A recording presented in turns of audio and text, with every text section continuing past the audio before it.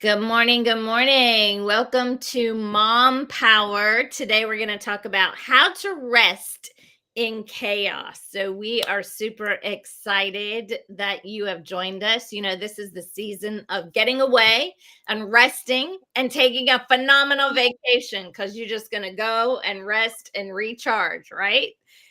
Thank you, Stan, for joining us. We've both taken vacations recently. So let's talk about how to rest in the midst of chaos. And was your vacation chaos, or did you actually get some rest? So welcome this morning. Thank you. Thank you. And what a timely topic, especially after we just came out of the 4th of July where people are gathered together, and it's that anticipation of, independence and freedom. Yeah. And so often when we go on vacations, it doesn't seem like there's independence because we're waiting on many other people. If you're a parent with young children, you're waiting on other people. So there's no independence and there's very little freedom because you are strapped to doing and carrying and answering and deciphering who's in trouble and who gets what, right? Yeah, exactly. I want to know whose idea it was, this vacation idea to like get away, because I've talked to some moms recently and they were like, oh my gosh, I need a vacation from my vacation. Yeah. And in some, it was true for us. Like I told my husband, I said, we did more in one day than we did an entire week in our normal lives. Like we packed the car, we unpacked the car, we went fishing, we went on a 4-mile hike, we went to the grocery store, we got all of our, like we did so many things in one day. Right. We Right. were like super accomplishers. So every day was like that for us. And I got home and I was like, wow, that was like not resting, relaxing. We accomplished a lot. Like I actually wrote a huge list of everything we accomplished. Like we went and visited multiple friends, we did all this stuff.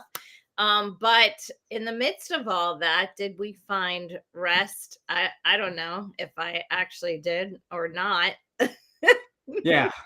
Yeah.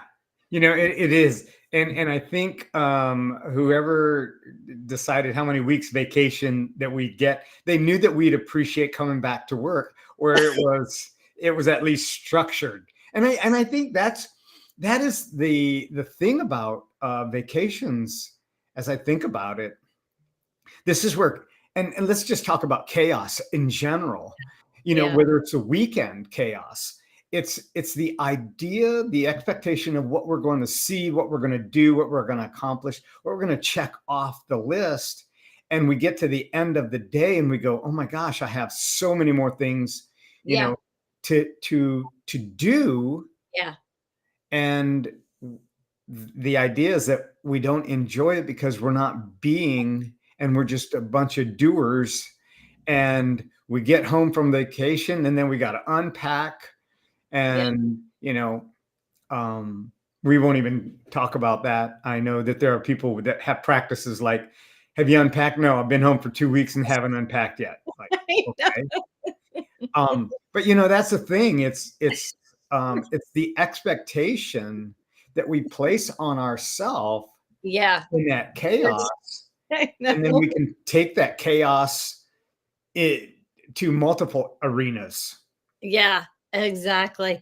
And you're right about expectation, because we didn't even meet our expectations for a vacation. So we had said we're going to go hiking every day. We're going to eat, like fried, fresh fish every day. Like my husband's going to catch the fish and eat the fish, which we did one day.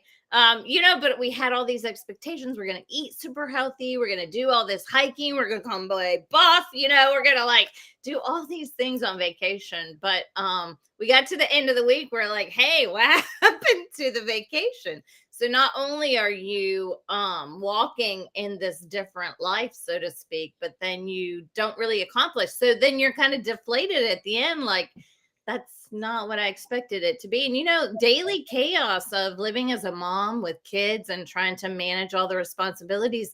There's a lot of times that you come away just very like you say, setting that expectation in your mind, and you come away just feeling almost like a failure, like I didn't do everything I wanted to do.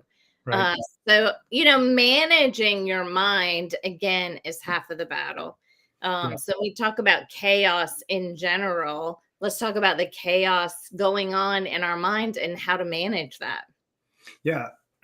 Nobody told us that when we went on vacation that there were only 24 hours in that day, where it was that we were going.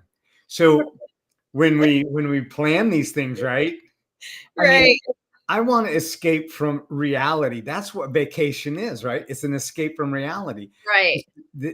Nobody, and it took me a long time to figure this out. Like, there's still 24 hours there wherever I'm going, so I don't escape Right. reality. Reality is that there's 24 hours, and it's how much can I uh, enjoy, not how much can I accomplish, but how much can I enjoy Yeah. in a day away. And we try to cram, you know, 10 and a half or 11 and a half months into a 2 week period throughout the year, Yeah. and without rest. So many people are going on vacation already exhausted. Yeah.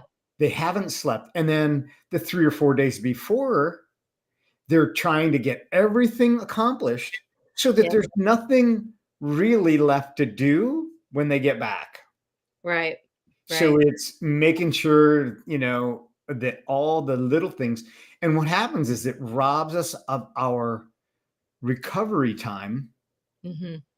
and rest and sleep. So we go to bed a little later, we get up a little bit earlier so that we can get these things done, and everybody's happy. We get in the car, everybody's happy until we pull out of the driveway, and then they're already discovering, hey, where do you want to go eat? I don't know. What do you want to eat? I don't know.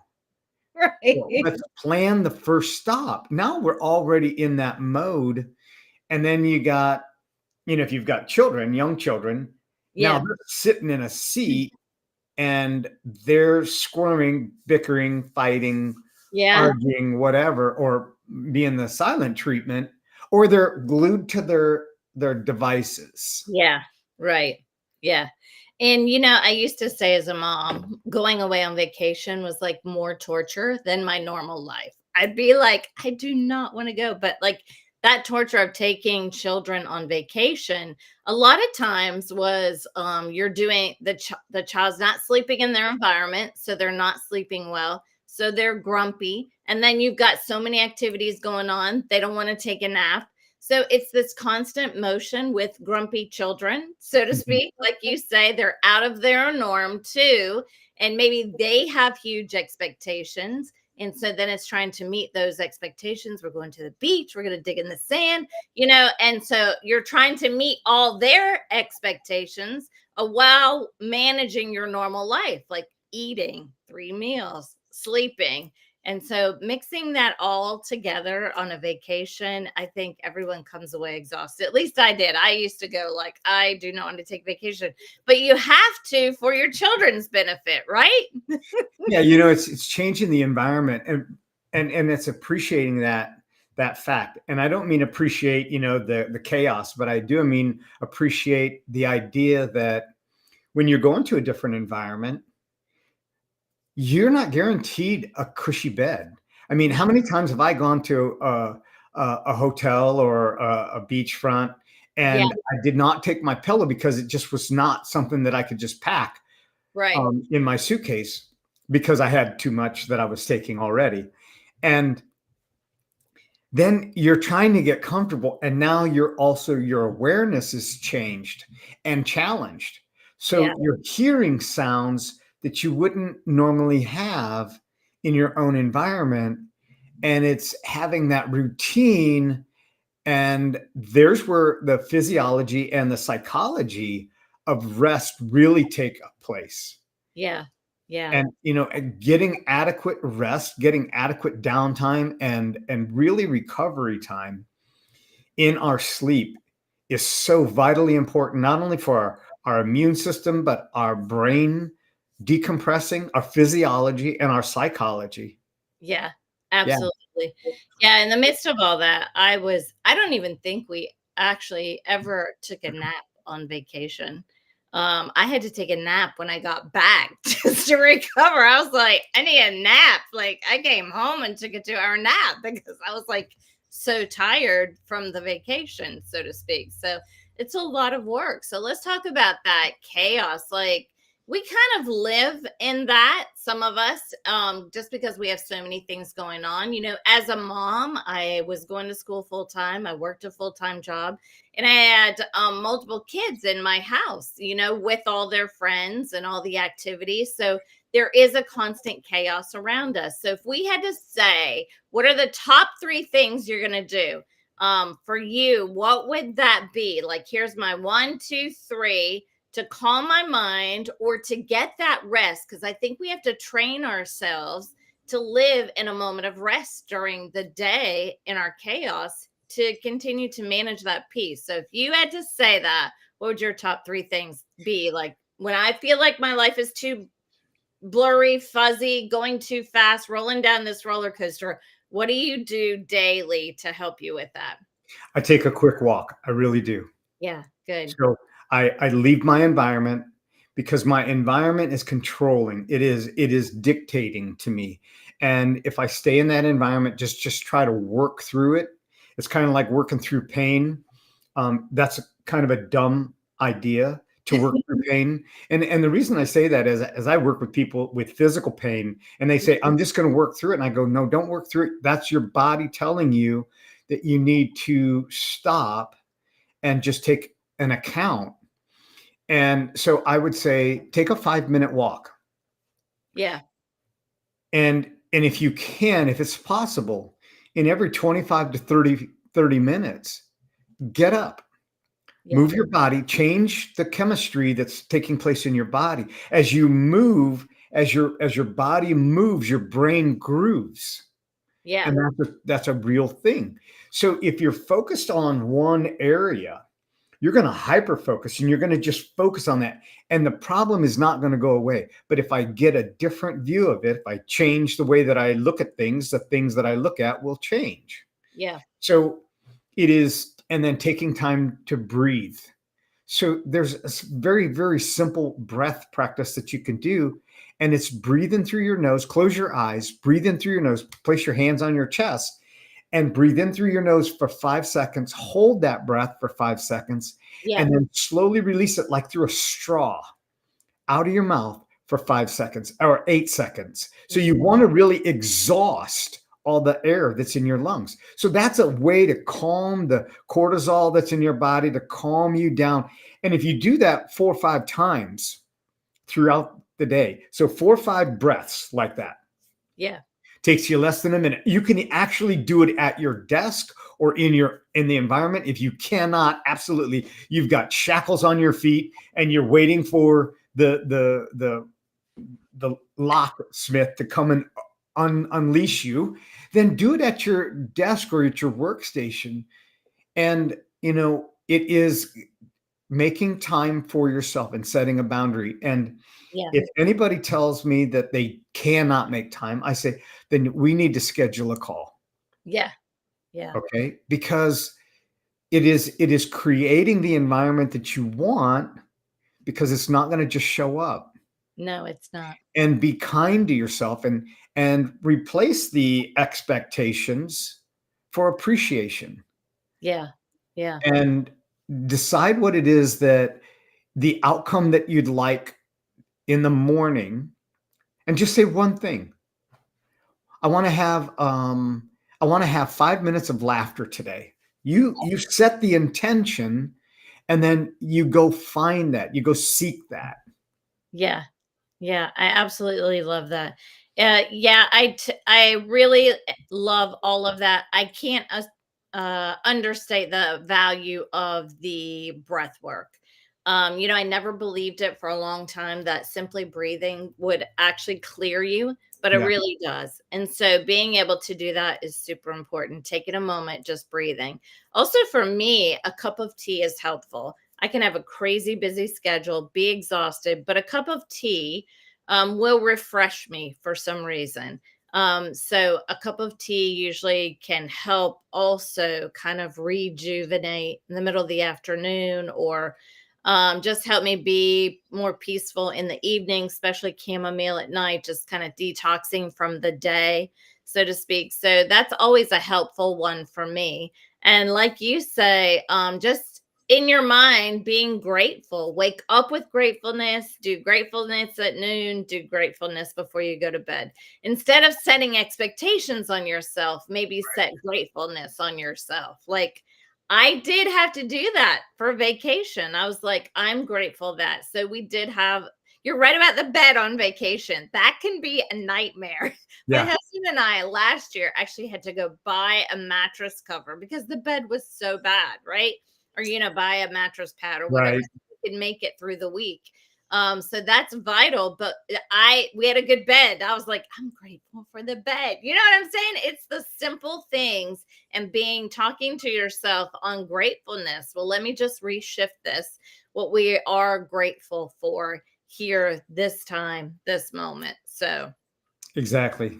Yeah. yeah, absolutely. Yeah. So Anytime you're staying in a different environment, um, I mean, it could just be a day where you're going to visit family or friends or a family reunion. And you can have that where it's just chaotic and yeah, it's out of your zone. And it's creating that image of what is it that we can appreciate in this moment. yeah, yeah, absolutely. Yeah. So, and again, that's just a normal practice too. Like in Yeah. our everyday um environment of living, constantly moving forward, gratefulness is one of that. The other thing is just I feel like that I have to do every day because you can really talk to yourself in your mind, but another thing for me is just showing up. Like Yeah. just show up. You're walking through the steps on vacation, but just show up. And a long time ago when I was working, they did this scenario with us, and they trained us that one of the things that Walt Disney did is everybody at Walt Disney was on stage for the day. So as a teacher, they were saying when you come into the classroom, you're like on stage for the day. Like everything's happy, everything's rosy, like just be in this positive environment. Just like Disney creates this atmosphere of positivity, joy, happiness all day. Like train yourself to be on all day.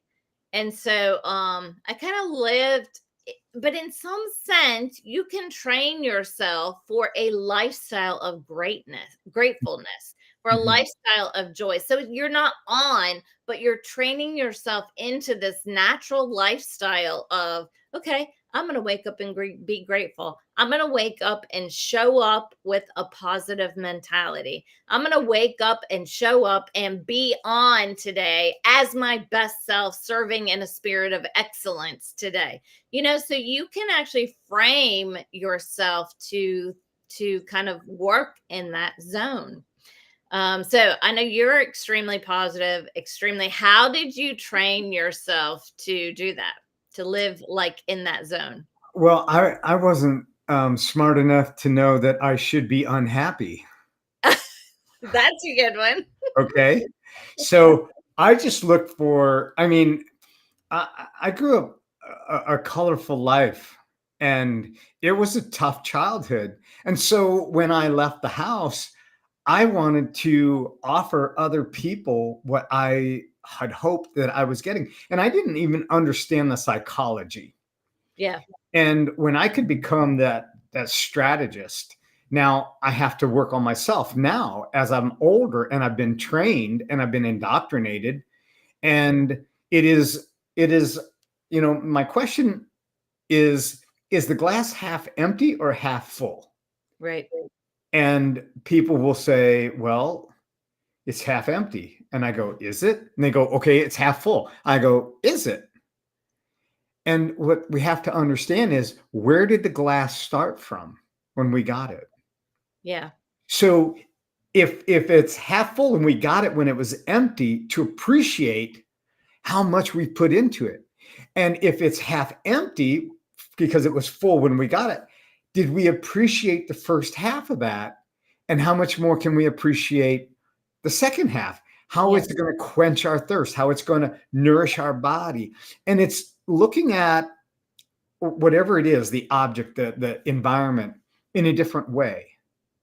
And that's just really how I really focus my energy towards. And I know that the event E plus R, my Yeah. response Yeah. equals O. So E plus R equals O. Event and my response equals my outcome. Yeah. So Yeah. I can walk into a hostile environment and add to it and walk away going, those people are idiots. Or I could walk into that same environment and go, how else could we look at this? Yeah. Yeah. And Yeah. create that outcome. So the rest is so important because it allows us to recover. Yeah. Yeah. And let's talk about that just for another minute is the rest. So how do we've got children at our feet. We have expectations of working. We've got expectations of family, social commitments. But how do we find that rest, that living in a calm state? Well, I'm going to go back to the breathing. Yeah. That it's so simple that it's ridiculous. Yeah. That's how simple it is. And if it were complicated, we'd go, "Oh gosh, I got to do that." But when it's something simple, we postpone that. Now, you already have to breathe to Yeah. survive. Yeah. So why not just add an element to it and say, "Okay, since I already have to breathe to survive, why don't I just take a minute and breathe?" Yeah. And if it's possible, if it's at all possible, the kids go down, you know, your husband comes home or whatever, if you can just take, hey, I need 10 minutes and go and lay down, Yeah. door shut, off limits, unless the house is on fire, off limits, Yeah. close your eyes and listen to something that's calming. Yeah. Don't watch TikTok. Yeah. Don't watch Facebook. Right. That's not rest. That's Okay. not calming. That's Right. stress. Yeah. That's stress. I love that because I do think one time this guy said to me, he's like, he was an older gentleman, but he's like, a 5-minute power nap can change my day. And I believe that's true. Like, It if is. you take 5 minutes, you don't have to nap 5 to 10 minutes. It really can Yeah. recharge the rest of your day. I'm a Yeah. big advocate for that. I just need 20 minutes. I'm just going to rest my eyes here for a minute. And it really can totally recharge your day. Absolutely. You know, that's and I'll bring this last point up, but there is a study that shows that if your feet are elevated up above, so the proverbial thought, the proverbial picture that where the executive was sitting in his chair and his feet were up on the desk, right?